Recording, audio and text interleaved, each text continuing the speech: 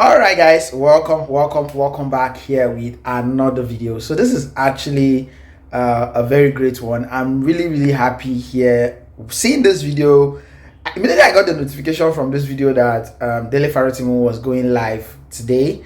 I was super excited because I know that yes, we've missed him a lot here on this space. Yes, he's still enjoying his time in I don't know, but he's not in Nigeria at the moment. He's still outside the country where he's having a wonderful time taking care of himself. The stress was much, but so he really deserved to go, refresh, take care of himself. But he's back with his sermon. Yes, the regular Sunday sermon that he always gives to us. He's back with it, and this particular one is coming right from it. He talked about a lot of things. Talked about Sowore arrest, talked about a lot of problems, the incoming ADC coalition, and a lot of things. He spoke talk about many things in this particular highlight. So please just listen. Don't forget to subscribe, drop a comment in the comment section. So here is what we'll do. Oh yeah, much healthier than ever. Thank you, Toib. So here is what we'll do now. Let's deal with the week that was. That was quite some week, wasn't it?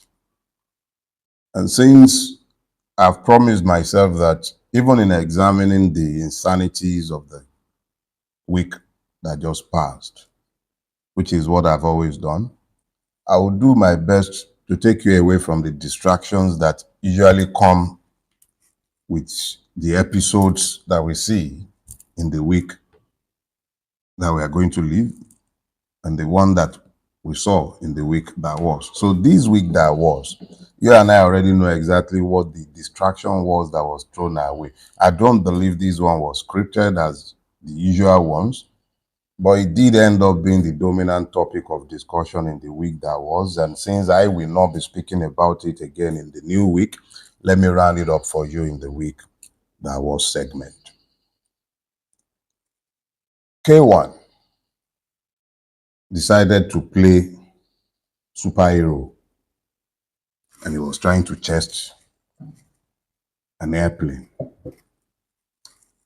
You can get lost in the show of shame, or we can enjoy the titillations and all of that. But there are critical issues that we ought to examine in looking at the week that was as it relates to that incident. This is not about a man. It's about a country.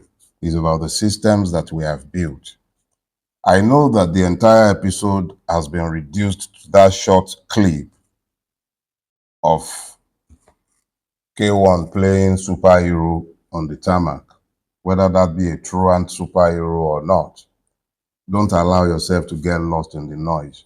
What you saw in that clip was a window into the kind of country that we have built for ourselves. What happened from the security point, from the point where K1 was checking in? How did he go through security with that flask? How many layers of compromises had happened before the beat that we saw on the tarmac? Who cleared him with that fluid? The subject of what was contained in the flask is a different matter entirely. But I know as a fact that each and every Nigerian who has traveled outside the shores of Nigeria is fully aware that you cannot board an aircraft with liquid that is more than 100 ml. And in actual fact, they insist that even the bottle itself, anyway, that's another issue. I don't want to get bogged down in that. The key thing is this. How did he get to the point of boarding the plane with a flask containing that much liquid? What level of compromise happened to enable that to happen? Would the same level of compromise be available to terrorists? Is a material question to ask in the face of what we saw. That is one level. The second level, how transparent is the attempt at ensuring that this does not happen in future? We can make this about Kwam 1. We can make this about the pilot. And Please, let me be very clear. I am not saying that it was correct for anyone to have taxied off if she knew and was aware that it was in that spot. But I assure you, or maybe I should do my best Buhari mimicry. I assure you, if I was a pilot, I probably would have done much worse. Insanity is the only cure for lunacy, and ours is a country that has gone mad. Because in the absence of madness as an excuse, how else do you explain where we are as a collective? And if you allow yourself to be distracted by the titillation of the event of the last week without focusing on the real issues, the compromises to our security, what was the role of NEMA, or is it NAMA, whatever they call themselves, the Nigerian Aviation Management Authority?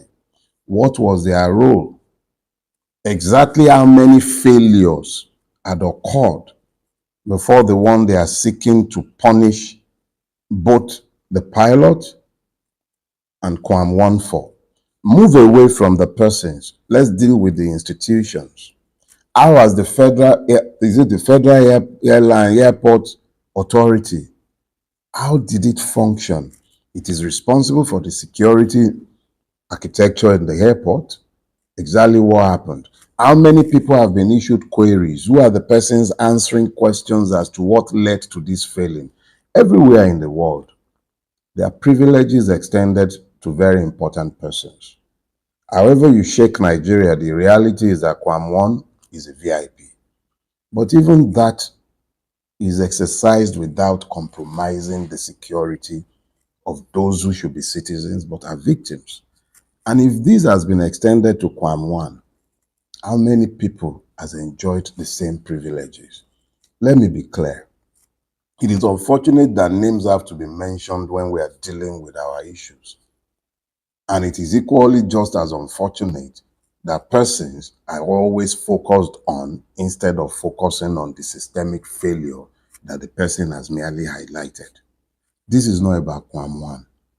It's also not about the pilot. It's about the kind of society that we have built as a collective. Every day, we find new ways to disgrace ourselves before the world. We pretend as though there can be a different standard for the Nigerian and another for the world. Aviation security standards are the same all over the world. All over the world, there are also VIPs. VIP either because you've paid for a first class ticket and you are exempted from going through the route that people who are flying cattle class would have to use. That's fine, but they do not extend that courtesy at the expense of security. How many compromises are we going to make in constructing a country? As it is, Nigeria is dying. That such level of compromise would happen to a critical infrastructure like aviation tells you exactly what we're dealing with as a collective. Commodore Laomi, I believe it was, who spoke about how the gates of our national security architecture institutions are opened up for prayers on Fridays. I don't know if this is done for those ones who went to camp, but this cannot continue. You don't build a country in this manner or in this fashion. You build a country upon truthful foundations, upon sacrificial principles, not on expedient comforts. This is my last word on this subject. As much as I can, I want to stay out of it. Quam 1 is not my enemy, and the pilot is not my friend. But this is Nigeria. I'm not allowed to go anywhere else. If I say I will demand Udua Republic, now gone on I go begin the brink. But for now, enough said on the subject. And I see that it's 10 o'clock now. And I want to speak with you this week on the subject. It is not well. Yeah, That's the topic I have picked for myself today. It is simply not well. How did I come about this? During the course of the week, one of my very good friends who has transited from Facebook to real life, I generally call him Weary because he's one of those people who still use their brains in this country. You might know him on Facebook, Obi now. He called me. No, he started, he sent me a letter. Some organization in Nigeria to which he belongs or belonged, I hope I've convinced him to walk away, sent a letter through him, and they wanted me to come and receive some award. Obviously, they are altruistic enough to find nothing wrong with identifying with one that the society has deemed insane. So they wanted me to come and they wanted to bestow an award on me. And the more I read the letter, the angrier I got. Because this is an organization that is situated, they are everywhere in the world. Just one of those organizations that insist on, let me put it this way, they want to make society better. You know those ones, Lions, Rotary Club, and the like. I'm not going to be specific about which one of those do-gooders. So they want me to come and receive an award. And when I read the letter, the more I read it, the angrier I got. So instead of it, no, I sent him a flat no. But that flat no wasn't enough because he is a person who is in the position of a mentee to me. And I admire his capacity to think completely outside the box. Weary is a proper weary. So this weary, I couldn't leave him with just a no. So I phoned him. And I phoned him to say, look, I'm not accepting this, and please tell them I have no interest. And that provoked a conversation. And the more we spoke, the angrier I got. I passed along the message of my non-interest in this award. That conversation was not one that dragged for longer than a few seconds, but because he's a madman like me, we had a lot more to talk about on the subject. Now, I wasn't convinced that it should even be found in that kind of collective because I believe that collective to be completely moribund. If you have built an organization whose reason the reason for existence is to change and transform society, and you've been in Nigeria for at least the last 50 years, and Nigeria is the way it is, I really cannot absolve you of the same blame that I heap every day on every other segment of this society. If the churches are moribund, if the mosques are useless, what about the civil society? And then you come and you say you're building character in the society. And I look at the society and I asked my friend, if only the members of this organization makes the difference in Nigeria and are true to the ethos of this organization, wouldn't Nigeria be a better place? Can you in good conscience claim that even 10% of your members are true to the credos that they recite at every meeting? He agreed with me and he asked himself exactly what was he doing in the place. And then when the conversation was about to end, he provoked to this topic. He said it is well. I said no, it is not well. You do not pronounce that it is well when it is glaringly not well. So I left the call and I beckoned to my assistant, bellowed, I should say. She was downstairs and I was upstairs. So I bellowed to her and I told her, my topic for Sunday morning is it is not well. She's used to me springing all kind of stuffs. So she wasn't particularly surprised, but by the time I saw the first banner yesterday morning when she posted it, he said, she wrote, all is not well. So I called her back and said, no, that's not what I said. It is not well. So we deleted the first poster.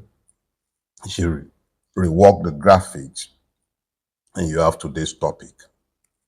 Because how do you look at our country and say that it is well? The reality staring all of us in the face, regardless of our delusions and illusions, is that it is not well. So why do we lie and tell ourselves that it is well? How to explain? Remember that song, "It is well, it is well with my soul. It is well, it is well, it is well." It is not well. When Horatio Spafford wrote that song in 1873, he was sailing past the point where his family had been shipwrecked on the Ville they have. As a ship was taking his wife and 4 daughters to Europe. He had just lost a whole lot of real estate and assets, his fortune, in 1872 in the Great Fires of Chicago. And then his wife and children, 4 daughters, were traveling to Europe. And when they got to a point on their journey, the ship collided with another vessel on the high sea, and it sank. He received a telegram from his wife, "Saved alone." So he boarded another ship to go and meet the wife in Europe. And when he was sailing past the point where it happened, he was inspired, so the story goes, to write the song that we sing almost at every funeral. If you're a Christian, I doubt a funeral is ever complete without them singing "It is well." It is well with my soul. Yeah. But whilst that song by Spafford was an expression of deep faith and the ability to find peace even in the midst of his grief, to find comfort in his faith in God, even in the midst of his profound grief. He lost 4 daughters in one day. So yeah, he penned a song encouraging himself in faith. So when he said it is well with his soul, when he wrote that song, it wasn't a fatalistic surrender found on cowardice that informs the Nigerian pantheon to say it is well. How do you look around our country and lie to yourself that it is well? How can it be well in a country where, in a state as poor as Osun, and I'm using Osun as an example, in a state as poor as Osun, billions are spent on travels and food, and peanuts are spent on education, on tertiary health, on primary health care. It's a fact that in Osun, more money was budgeted and spent on feeding. Yeah, feeding in the government house than was spent on universal basic primary education. How does that make sense? And they would ask somebody from that place and he will say it is well. How is that well? As in, make it make sense for me. How do you say it is well where it is obviously not well? A minister comes into the public space and announces that they are spending almost 1 trillion, I believe about 700 and something billion, on renovating an airport. And everybody says it is well. How? What kind of fatalistic surrender to indecent oppression and suppression can that be? How can it be well? In a country where those who are paid to protect the lives of citizens who are victims would carry their guns, turn it on those who are paying them, and murder them without consequences, and you say it is well. How can it be well? What is well about a society where every norm has collapsed? Please make it make sense for me, because you will sit down in your churches this morning, for instance, and many are praying against principalities and powers. And they are being told from behind the pulpit by persons who are complicit in the evil that has overtaken the country to pray for their leaders. Where are the leaders that you are praying for? And then after the empty homilies, you tell the people that it is well. How can it ever be well if they do not act to make things better? How? Yorubas will say, that the priest must not speak evil. But what if the priest beholds evil constantly? Why should he not speak? How do you find peace when you see this much evil and you say it is well? How can it be well if we're in a democracy and the people's vote count for nothing? And you say it is well. How do you stand behind the pulpit and rail against Satan and his agents, and you have nothing to say about the ruiners of Nigeria? How? Who are the principalities and powers if not those who are sat in government offices across the length and breadth of Nigeria? And you say it is well. How? How is it well if men labor from morning till night and they can't even feed like humans? How is it well when people's homes are perpetually underwater? How is it well when the state that should be the one bridging gaps is the one promoting disunity? How? How is it well when the very future of our children are being stolen in our very before? And we are silent and we say it is well. What kind of well? Are you even inside the conga at all to understand that it is not well? What is holding your tongue that you are keeping quiet? What do you mean that it is well? How sustainable is the future that you are building for your children? Where is the sustainable future? Everywhere in the countryside, it's been emptied. We have a major refugee problem on our hands. Some people covet our country. They want it for themselves, and they are driving our people every day into the urban areas, and they are taking over our forest lands. And the state is quiet. And you see this and you say it is well. Every day in the Benue, on the plateau, every part of the middle belt, in the rainforest of the southern part of Nigeria, this blood of citizens, victims of the state, waters the ground, waters the heart of their ancestors. And you say it is well. How? Make it make sense to me, please. How is it well? Are you waiting until when they begin to pick us up from our bedrooms? How is it? How can you continue to sustain the illusion of normalcy and be claiming that it is well? It's obviously not well. Can't you see? What do you mean by it is well? How can it be well? You catch a man on the battlefield pointing his gun at agents of the state, police, army, killed citizens, depopulated the land. You capture them and you claim you radicalize them, then you absorb them back into your military and you say it is well. How?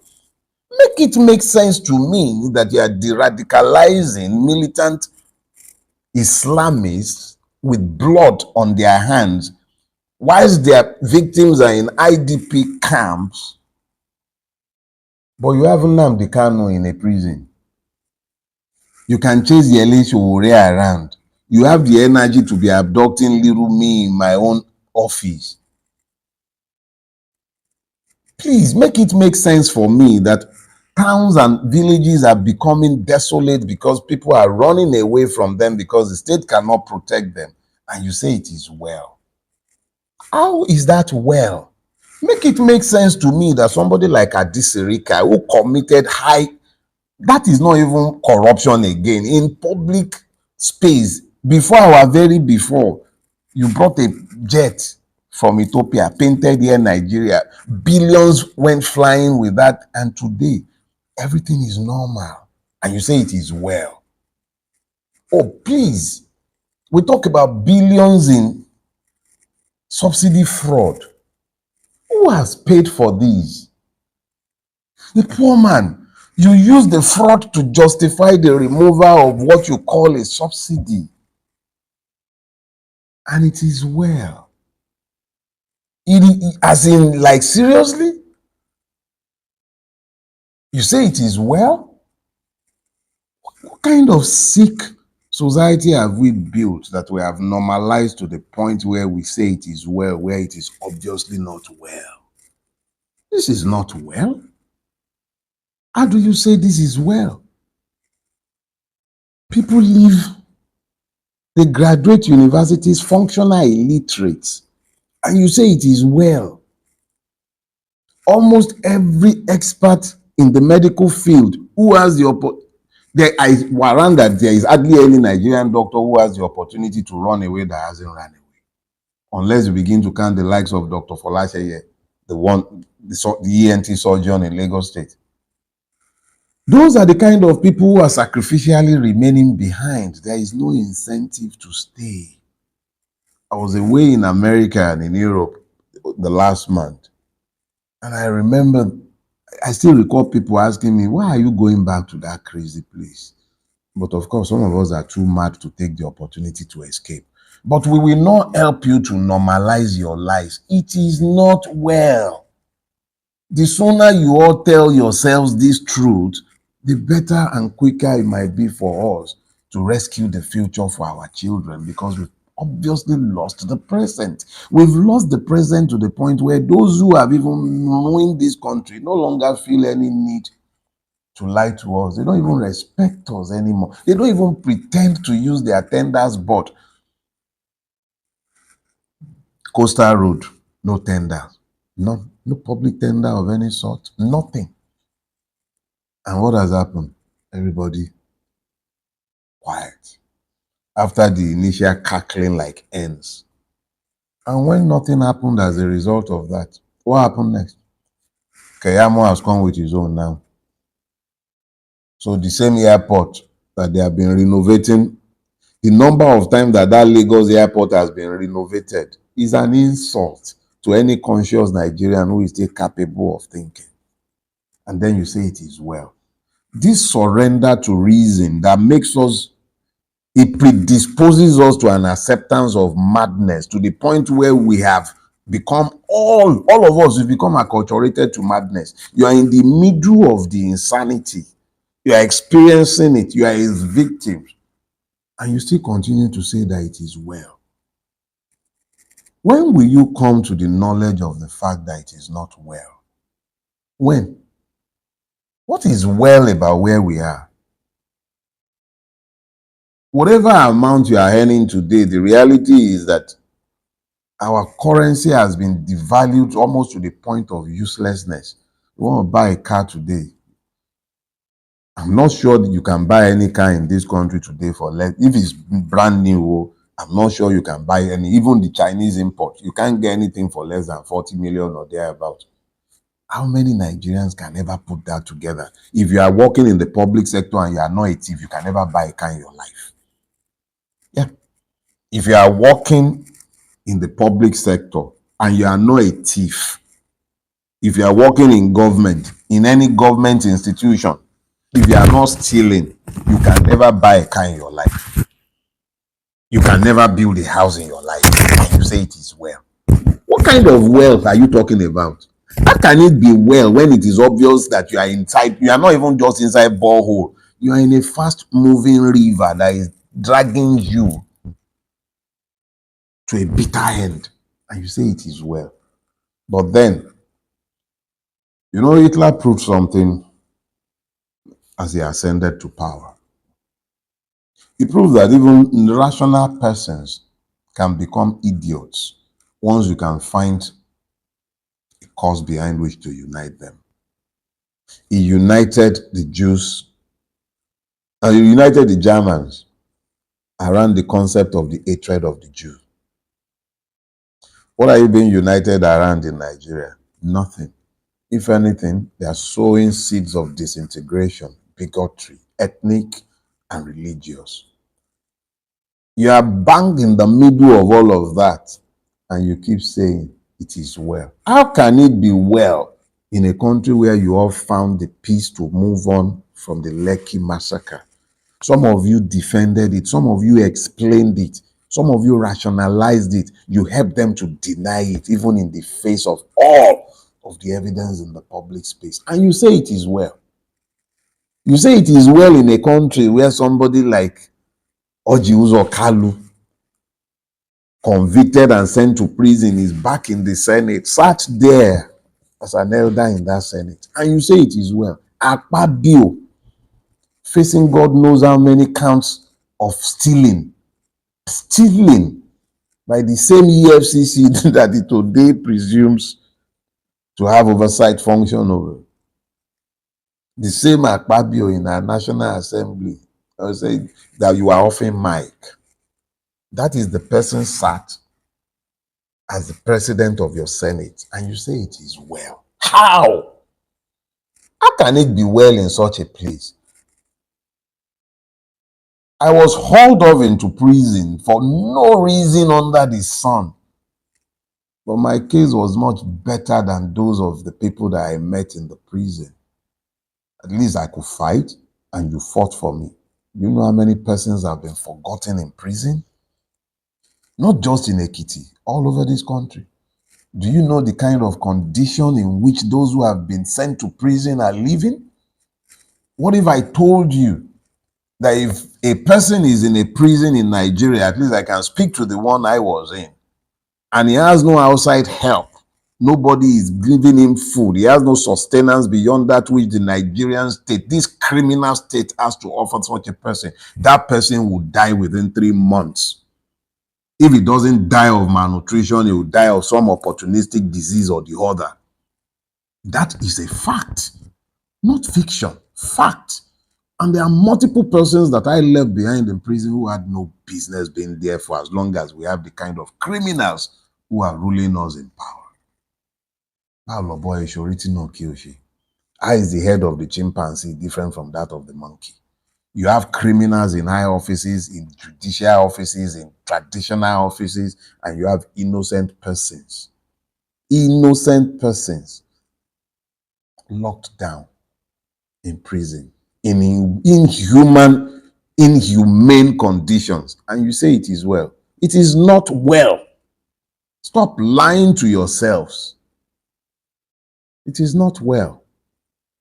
And the sooner you told yourself these truths, the better for all of us. It is delusional to pronounce that it is well in a place where it is as obvious as it is. It is not well. We have a society tottering on the brink if it hasn't fallen already. Normative collapse has already happened. When we were young, if you were going to smoke, you hide yourself somewhere to smoke. Now, every supermarket is selling paper. Every supermarket is selling crusher. Drug addiction has overtaken our society. Prostitution has overtaken our society. People are forced into prostitution by the weaponized poverty of the environment. The youth, left with nothing else to do, are happy to inebriate themselves. And we say it is well. How well can it be if we are in this mess? and you say it is well. What kind of future awaits our children? A country is as divided as it is without shooting each other in public yet, and you say it is well. How can it be well in this space the way it is? It is not well. I'm not going to join you in the lies that you have told yourselves. It is not well, but it can be well. But the first step towards any treatment is diagnosis. If you have not come to the point where you are admitting to yourself that it is not well because it isn't, how are you ever going to get to the point where you are going to fix the problems that are obvious? Exactly what part of our country are you going to look at and indeed, in all honesty, say that it is well? Tell me, where are you looking that you find that it is well? Nigerian music, Nigerian fashion, everything that has gone global today is not a function of any government intervention. And even when you look in those areas, it is not well there. We can be much better than we are. You have illiterate sewing. How well can they support those who are making strides in the fashion world? How many people have been trained as sound engineers, mixers? How many institutions do we have to train people who are able to make money by creating value in institutions, in areas where we have even ignored to build? There are multiple young Nigerians, some of them living right here in Nigeria, but who have become global citizens on account of their capacity to create value even in the midst of our putrefaction. But we need to tell ourselves these basic truths. It is not well, and we have to figure out a way to come out of this. The only way to do this is to recognize that we have to reverse our situation.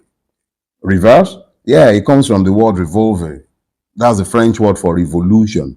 If this country does not turn around, because that is what a revolution means, not necessarily all those you are shooting guns up and down the place or we are making noise. A revolution is about a people's conscious decision to change their ways. Revolutions are brought about by men of thought who think as men of action. That is not my word. Those aren't my words. Those are Kwame Nkrumah's words.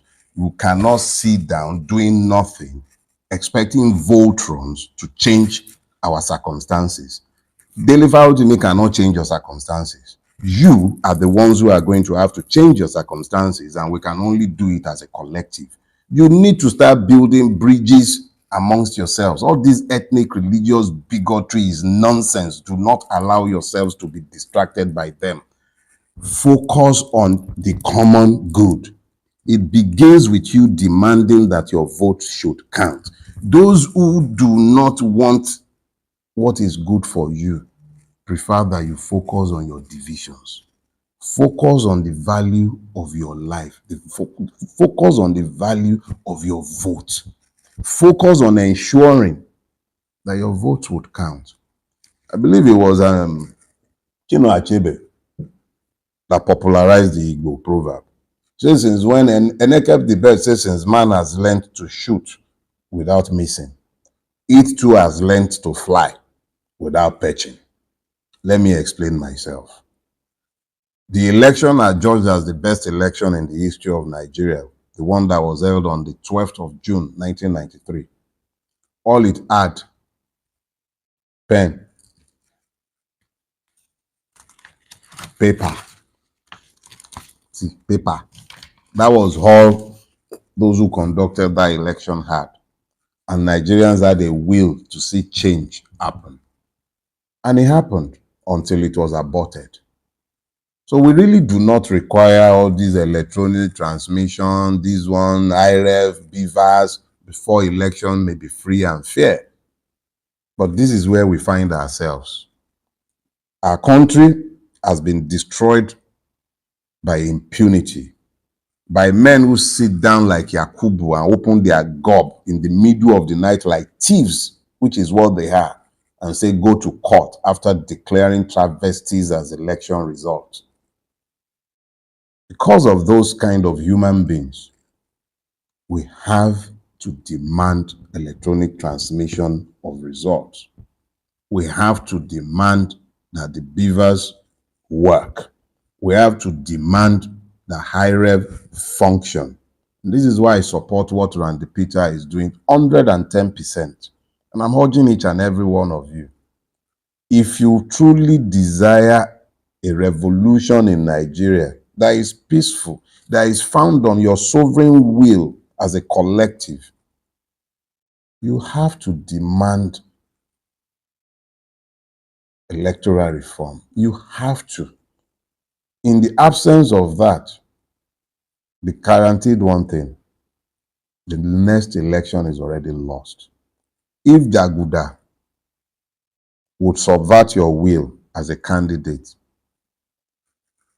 if you are not stupid and you are watching what has been happening in all elections since he assumed office, and you still continue to believe that a coalition of criminal politicians would solve the problem in front of us, then I probably have a gold mine behind my house in which you should come and invest, because it means you are a fool.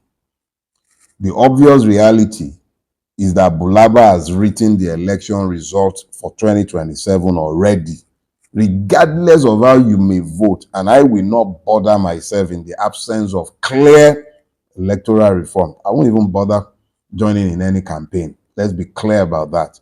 So hear me and hear me well. If you are truly desirous of change and you believe that that change should be found through the electoral process, like me, if you have no interest in being forced into fighting either to preserve your own life of that or that those of your loved ones, if there is going to be a peaceful path, if there will be a peaceful path, it has to be through the electoral process, as much as you and I might have lost confidence in that process. But any attempt to embrace that process in the absence of substantive reforms that at least fetters the hands of liars like Yakubu, if he didn't feel that it counted, he wouldn't have continued reassuring you that beavers will walk until the last minute. If you must be part of the next election, do so fighting to ensure that there are reforms that ensure that your votes count.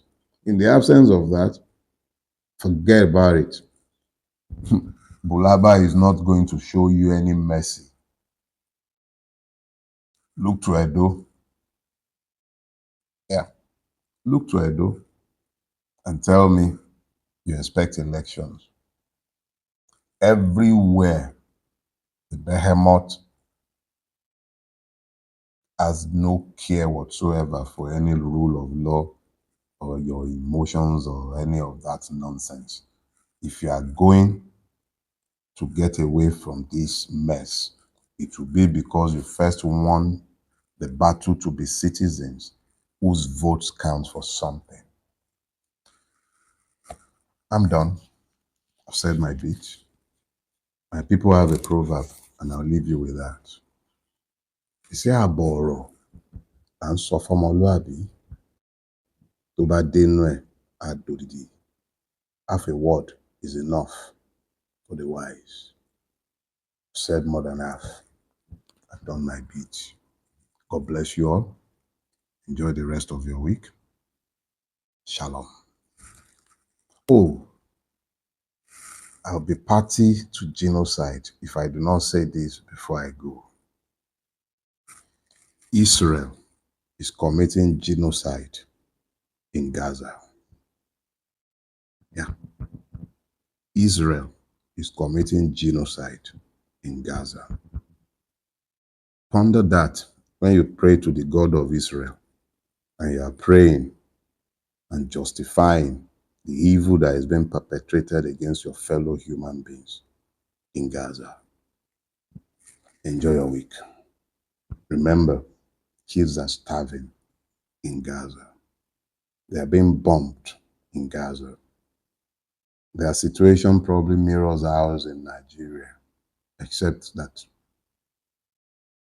we don't even have the excuse of blaming some invaders. Oh yeah, we can, but our state is complicit.